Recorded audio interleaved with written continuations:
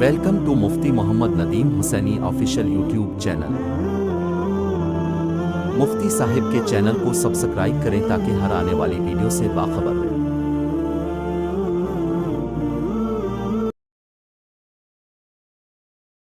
قال اللہ تبارک و تعالی فی الکلام المجید والفرقان الحمید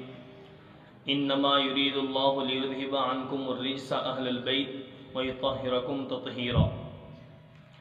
اللہ رب العالمین نے قرآن پاک 22واں پارہ سورہ احزاب سورت نمبر 33 آیت نمبر 33، اس آیت میں اللہ رب العالمین نے پیارے پیغمبر جناب محمد رسول اللہ صلی اللہ علیہ وسلم کے اہل بیت یعنی گھر والوں کا ذکر فرمایا، اور فرمایا کہ اللہ تعالیٰ ارادہ فرما رہے ہیں کہ پیغمبر کے اہل بیت یعنی پیغمبر کے گھر والوں سے ہر قسم کی ناپاکی، پلیدگی، کفر و شرک، فسق و فجور، ہر قسم کی غلاظت کو گویا اللہ تعالیٰ دور کرنا چاہتے ہیں، کہ جس کی وجہ سے کوئی بھی انسان پیارے پیغمبر علیہ الصلاۃ والسلام کے ان گھر والوں پر انگلی نہ اٹھا سکے۔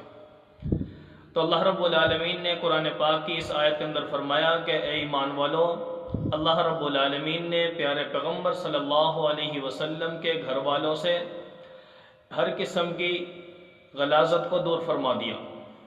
جب یہ آیت نازل ہوئی، ام سلمہ رضی اللہ تعالیٰ عنہ کے گھر میں پیغمبر علیہ الصلاۃ والسلام تشریف فرما تھے، تو ام المؤمنین حضرت ام سلمہ رضی اللہ تعالیٰ عنہ گھر میں موجود ہیں، تو آپ صلی اللہ علیہ وسلم پر جب یہ آیت نازل ہوئی تو آپ علیہ الصلاۃ والسلام نے آیت کو سمجھا، پڑھا، تو فوراً پیارے پیغمبر علیہ الصلاۃ والسلام کے دل میں ایک خیال آیا۔ آپ صلی اللہ علیہ وسلم جب اس آیت کو پڑھا، سمجھا کہ اللہ رب العالمین نے میرے گھر والوں کو، میری ازواج کو، ان کو تو گویا اس آیت کے تحت ذکر فرما دیا کہ اللہ نے ان کو تو پاک کر دیا ہے، لیکن پیارے پیغمبر صلی اللہ علیہ وسلم کے دل میں یہ خیال فوراً آیا کہ میرے اہل بیت کے ساتھ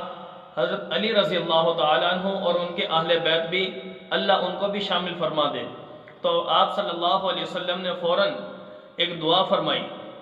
وہ دعا کیا تھی کہ پیغمبر علیہ الصلاۃ والسلام نے بلکہ دعا سے قبل ان حضرات کو بلایا، پیغام بھیجا حضرت علی رضی اللہ تعالیٰ عنہ، حضرت فاطمہ اور حضرت حسنین کریمین رضی اللہ تعالیٰ عنہما، یہ حضرات پیغمبر صلی اللہ علیہ وسلم کے بلانے پر تشریف لے آئے۔ تو جب آپ صلی اللہ علیہ وسلم نے ان کو بلایا، ان سب کو ایک جگہ پر جمع کیا، تو پیارے نبی صلی اللہ علیہ وسلم نے اپنی کملی اتاری، چادر جو تھی وہ چادر ان کو اوپر ایسے ڈال دی، اور پیغمبر صلی اللہ علیہ وسلم اللہ رب العالمین سے دعا مانگنے لگے۔ فجل لہم بکسائہ، پیارے پیغمبر صلی اللہ علیہ وسلم نے اپنی چادر ان کو اوپر ڈال دی، اور پیارے اللہ رب العالمین سامنے ہاتھ پھیلا دیے کہ اے اللہ، اللہم ہؤلاء اہل بیتی، اے اللہ یہ حضرات بھی میرے اہل بیت میں ہیں،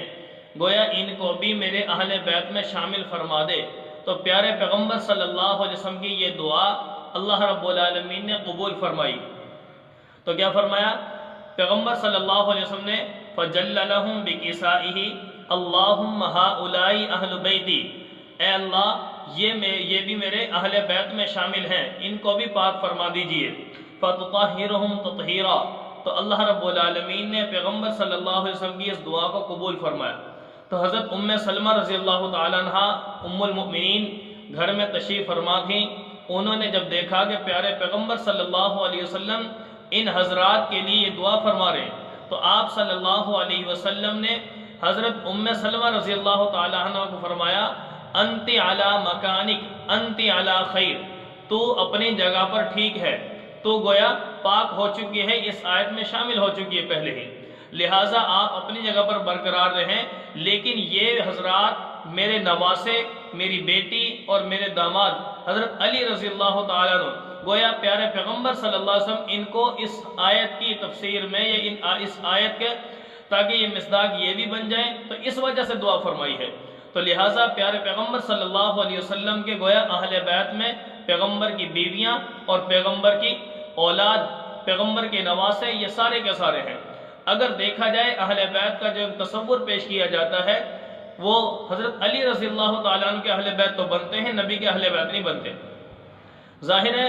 اہل بیت میں سب سے پہلے بیوی، اس کے بعد بچے ہوتے ہیں۔ اگر اس بات کو دیکھا جائے جو تصور پیش کیا جا رہا ہے، اس تصور کے تحت تو حضرت علی رضی اللہ تعالیٰ عنہ کو بیوی اور ان کے بچے وہ تو شامل ہیں، تو اس اعتبار سے وہ حضرت علی رضی اللہ تعالیٰ عنہ کے اہل بیت بن جائیں گے۔ نبی صلی اللہ علیہ وسلم کے اہل بیت ہونے کے لیے پہلے نبی کی بیویاں اور اس کے بعد نبی کی اولاد، نواسے وغیرہ یہ آ جائیں گے۔ تو اس سے پتہ چلا کہ اللہ رب العالمین نے قرآن پاک کے اندر پیارے پیغمبر صلی اللہ علیہ وسلم کی اہل بیت یعنی بیویوں کو شامل فرما دیا، اور نبی صلی اللہ علیہ وسلم نے اپنے فرمان کے مطابق اپنی اس حدیث کے اندر جو ذکر فرمایا ہے، تو آپ صلی اللہ علیہ وسلم نے اپنے ان صحابہ یعنی اپنے نواسے حضرت فاطمہ اور حضرت علی رضی اللہ تعالیٰ عنہ کو بھی آپ صلی اللہ علیہ وسلم نے اس میں شامل فرما دیا۔ تو لہٰذا پیغمبر کے اہل بیت اور علی کے اہل بیت ان حضرات میں فرق ہے۔ حضرت علی رضی اللہ تعالیٰ عنہ کے اہل بیت ان کی بیوی اور ان کے بچے ہیں، اور نبی صلی اللہ علیہ وسلم کے اہل بیت نبی کی گھر والی یعنی نبی کی تمام ازواج جتنی بھی موجود تھیں، وہ تمام ازواج اور پیغمبر صلی اللہ علیہ وسلم کی بیٹی حضرت فاطمہ الزہرا رضی اللہ تعالیٰ عنہ اور ان کی اولاد یا پیغمبر کی اور جو ذاتی اولاد تھی، ٹھیک ہے، تو یہ پیغمبر کے اہل بیت بنیں گے۔ تو نبی صلی اللہ علیہ وسلم کے اہل بیت گویا نبی کی بیویاں اور نبی کی اولاد ہے۔ اللہ رب العالمین سے دعا ہے کہ پیارے پیغمبر صلی اللہ علیہ وسلم کے اہل بیت کی ہمیں قدر کی توفیق نصیب فرمائے اور اس کی حقیقت کو بھی پہچاننے کی توفیق نصیب فرمائے۔